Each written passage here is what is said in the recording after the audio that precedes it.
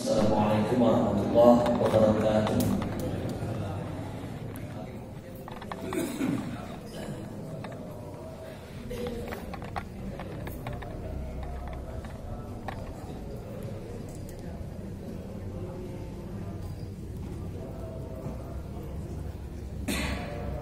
Assalamualaikum warahmatullahi wabarakatuh.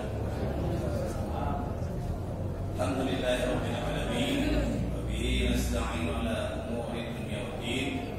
Asyhadu an la ilaha illallah wa asyhadu anna Muhammadan abduhu wa rasuluh la nabiyya ba'dahu. Qala Allah ta'ala fil Qur'anil Karim, a'udzu billahi minasy syaithanir rajim. Bismillahirrahmanirrahim. Ya ayyuhal kafirun la ta'budu ma ta'budun wa la antum 'abiduna ma a'budu wa la ana 'abidun ma a'badtu wa la antum 'abiduna ma a'budu lakum dinukum waliyya din. Shadaqallahul azim. Puji serta syukur selalu senantiasa kita ungkapkan, kita wujudkan dalam keseharian kita dengan jalan meningkatkan ketaatan, meningkatkan amal ibadah kita, sekaligus mengucapkan pujian kepadanya atas semua rahmat dan karunia-Nya yang kita nikmati selama menjalani kehidupan. Karena pada dasarnya kehidupan kita itu tidak pernah lepas dari yang namanya nikmat Allah. Kemudian salawat dan salam buat junjungan Nabi besar Muhammad sallallahu alaihi wasallam. Ibu, bapak-bapak, jamaah salat subuh Masjid Al-Ihad yang berbahagia, pagi ini memang sudah nasib ya. Saya itu kalau saya sekali datang dapat tugas menggantikan. Kalau datang tiap hari tidak perlu. Karena tidak datang tiap hari, saya sekali datang, ustaznya datang, berhalangan, kita yang gantikan. Jadi bapak sekalian untuk mengisi pagi ini sesuai dengan kondisi saat ini kita ada di penghujung tahun ya Pak. Apa yang paling ramai biasanya di penghujung tahun? Ya?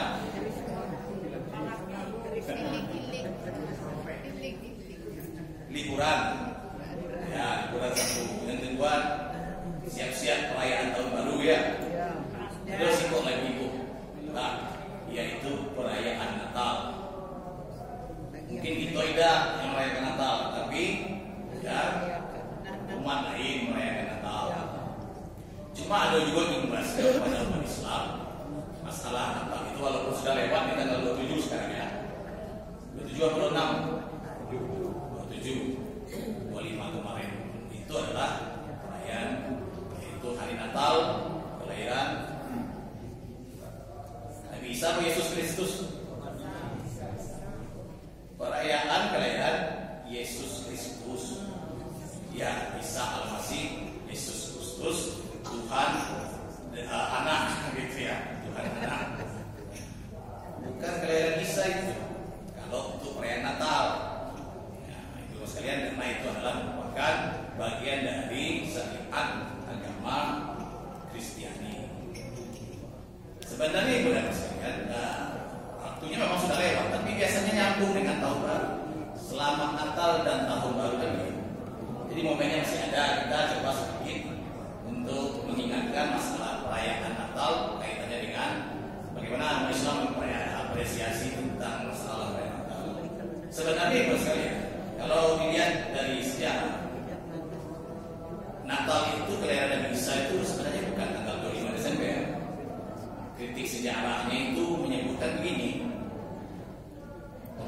Kalau Nabi Isa itu misalnya dilahirkan memangnya di Desember, maka itu iklim cuaca waktu itu sudah masuk musim dingin. Ya, ibu bapak kalau ketemu salju itu di bulan Januari, di bulan Agustus atau bulan Desember ketemu salju. Desember kan, di Sigon ada salju di daerah-daerah di sana, ya.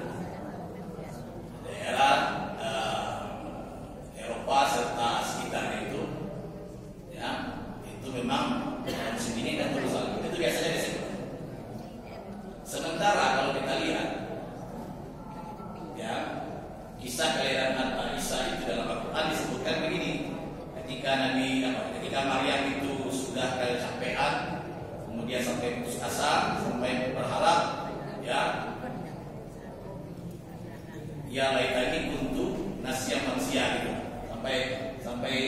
itu Maryam menyebut, bagusnya saya ini tidak ada dan dilupakan orang kan begitu. Fanadaha rabbuha, ya, Allah tahzani, ya, kamu harus sedih hati, kata Tuhan. Ya, qad ja'alaki tahtaki sariyah. Nah itu. Telah Allah jadikan di bawah kakimu itu, Maryam, waktu itu Maryam lagi duduk istirahat sandar di bawah pohon. Kami jadikan di bawah kakimu itu ada air mengalir. Wa uzi ilaiki, ya, tuskit alaiki rutaban janiyah. Goyanglah pohon kurma itu, nanti akan berguguran buah kurma yang besar. Jadi ada dua hal di situ, satu air mengalir, dua buah kurma. Kalau musim dingin air itu beku, tidak mengalir. Kemudian yang kedua, musim dingin juga tidak berbuah-buahan. Tanaman itu gugur kalau nah tinggal batang doang. Itu yang terjadi kalau musim dingin.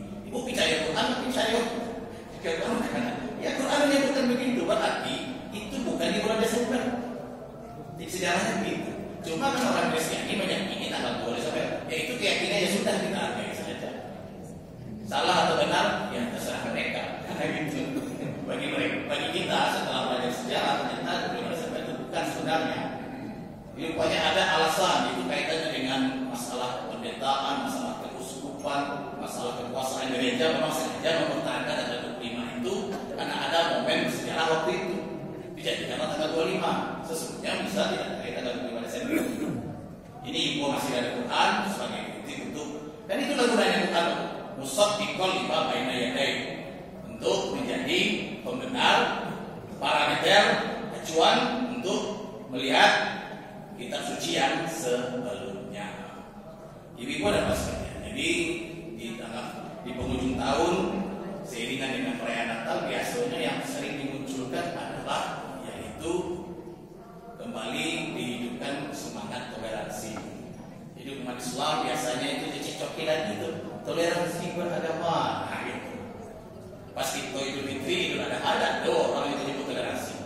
Pas perayaan Natal, toleransi digemar-gemarkan kan gitu. Seolah-olah umat Islam itu tidak toleransi ya Pak. Seolah-olah umat Islam tidak paham toleransi. Ibu dan Bapak, kalau kita lihat ya, toleransi itu sama dengan bahasa Arab yaitu tasamuh. Jadi kalau kita lihat ke kamus bahasa Arab, toleransi itu kata apa adalah tasamuh. Dari kata samaha ya yasmahu, tasamuh saling. Ya, artinya tasamuh itu artinya lapang, ya. Lapang memaafkan, tidak keberatan. Jadi kalau ada kata-kata dalam bahasa Arab, lau samahta ya akhi, kalau kamu tidak keberatan, wahai saudaraku. Jadi itu arti kata asal dari toleransi itu adalah dalam bahasa Arab itu kita lihat tidak keberatan. Jadi kalau ada perbedaan, ada sesuatu yang tidak sama dengan kita tidak perlu keberatan. Kita tidak perlu merasa ya antipati. Tetap kita terima, kita akui, dan kita hargai. Jadi inilah inti esensi dari yaitu toleransi itu. Kalau ini Bapak sekalian, itu Islam kalau masalah toleransi itu rasanya Islam agama paling toleran di muka bumi. Umat Islam pun umat yang paling toleran. Kalau bicara umat Islam mungkin bicara sejarah. Apa yang dilakukan umat Islam terhadap umat lain? Nah itu. Ada umat Islam menindas umat lain. Ada umat Islam membunuh umat lain. Ada umat Islam membantai umat lain. Ada umat Islam mengusir umat lain dari negeri tempat yang tinggal mereka sebagai mestinya negeri Muslim atau negara Islam. Yang ada sebaliknya, Muslim yang minoritas di negara non-Muslim justru sering mendapat intimidasi, sering mendapat perlakuan yang tidak enak, kemudian juga diusir, bahkan dibunuh dan dibantai. Ini salah satunya sekarang tuh promosi Rohingya itu kan kaitannya dengan itu. Tidak adanya toleransi terhadap Muslim sehingga terusirlah. Kalau Islam dalam sejarahnya kita lihat bagaimana di Spanyol, berapa lama di Spanyol itu umat Islam memimpin daulah Islamnya 800 tahun. Lumayan lama itu. Apa-apa. Tapi tidak ada penindasan Islam terhadap orang Kristen di situ. Tapi sebaliknya ketika daulah Islamiyahnya runtuh, kemudian ya kekuasaan atau kerajaan Kristen waktu itu mulai menguasai Spanyol, apa yang dilakukan mereka? Ada 3 pilihan: masuk Kristen, keluar dari, atau tidak keluar dari Spanyol, atau dibunuh. Itu maksud ya? Masuk lah. Itu dikasih pilihan. Masuk Kristen, yang umat Islam nih maksudnya nih. Umat Islam kalau mau tetap di Spanyol silakan masuk Kristen, kalau tidak dibunuh atau angkat kaki dari Spanyol. Ya tentu yang dipilih yang terakhir, angkat kaki itulah. Sehingga akhirnya ya 800 tahun setelah Islam memimpin di situ membangun peradaban, ternyata tidak banyak tinggal peninggalan Islam di situ dalam artian ya pengaruh dakwahnya. Kalau bangunan-bangunan masih banyak, ya bangunan-bangunan sejarah sekarang jadi museum segala macam itu masih banyak nih. Tapi pengaruh akar artinya kan separuh umat negara warga negara Spanyol itu tidak hanya Muslim kan gitu. Tapi karena itu yang dilakukan, akhirnya Islam angkat kaki, tidak lagi yang tinggal di Spanyol.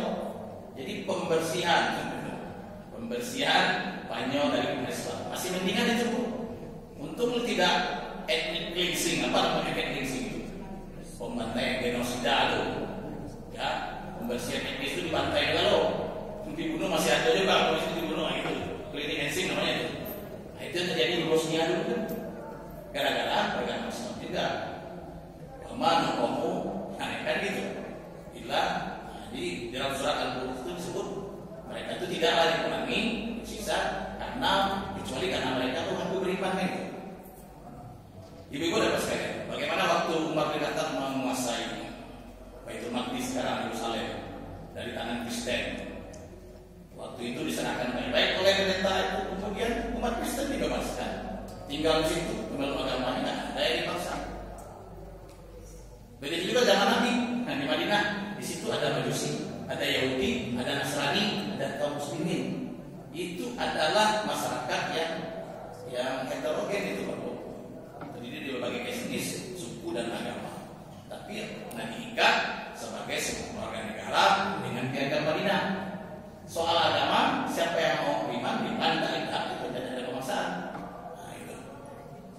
Walaupun ada sejarahnya, ada munafik atau Yahudi yang diusir, yaitu Bani Aus, Bani Khazraj dan Bani Quraisyah itu tidak lain karena mereka berkhianat. Setelah diikat janji dengan program Madinah, berkhianat mereka bekerjasama dengan kafir Quraisy untuk memerangi umat Islam. Akhirnya dapat hukuman oleh Nabi, diusir dari Madinah karena kesalahan. Nah itu bukan karena Yahudinya, tapi karena mereka itu diusir. Ini tidak lagi bisa jadi warga negara setia ini, tidak bisa lagi diajak kerjasama. Udah, kamu angkat kaki dari Madinah. Itu beberapa sekali. Begitu juga waktu ya Raja Utsmani Al-Fatih, Fatih namanya, Sultan Mehmed. Ya. Itu waktu menaklukkan Konstantinopel yang sekarang Istanbul. Waktu itu juga tidak. Orang Kristen yang ketakutan itu. Ketika Islam sudah berhasil menguasai dan meruntuhkan benteng Konstantinopel yang tebal di 15 cm, 15 meter Pak, tebal di dinding 15 meter, meriam besar mobil BNP Al-Fatih untuk ngebom itu kan, akhirnya jebol, bisa dikuasai itu Konstantinopel. Dan orang Kristen ketakutan waktu itu, takut dibantai karena memang banyak kejadian seperti itu. Tapi Islam tidak membantai, biarkan mereka bebas hidup. Nah itu. Inilah toleransi Islam dalam sejarah. Nah kalau kita lihat dalam Islam, bagaimana sebenarnya toleransi dalam Islam? Paling tidak ibu dan sekalian, kita ada 5 prinsip, 5 dasar atau 5 konsep itu berkenaan dengan toleransi itu yang diajarkan Islam. Ya, yang pertama adalah yaitu tadi menghargai dan mengakui keberadaan yaitu penganut atau pemeluk agama lain. Inilah yang disebut dalam surat yang kita baca tadi di ujung itu, lakum dinukum waliyadin, bagimu agamamu, bagiku agamamu. kalimat bagimu agamamu itu adalah, ibu bapak sekalian, artinya Islam mentolerir. Islam artinya mengakui. Islam artinya tidak menolak adanya agama lain. Kalau kamu memang itu yakin, silakan ikutilah. Ya, pilihlah agama itu oleh kamu. Ya, bagimu agama itu. Artinya Islam mengakui keberadaan eksistensi agama lain. Tidak antipati, tidak alergi kalau ada agama lain selain Islam, ya, di tengah ya masyarakat Islam ataupun di negara yang mayoritas Islam. Jadi mengakui keberadaan, dan Islam pun sudah diajarkan untuk bisa menerima perbedaan itu, tidak hanya menyangkut agama tapi juga budaya, kan? Yang surah Al-Hujurat disebutkan, ya ayyuhallazina khalaqnakum min dzakarin wa unsa wa ja'alnakum syu'uban wa qabaila. Kami jadikan kamu itu berbangsa-bangsa dan bersuku-suku. Kalau bangsa mungkin ya beda bangsa jelas itu besar itunya skopnya.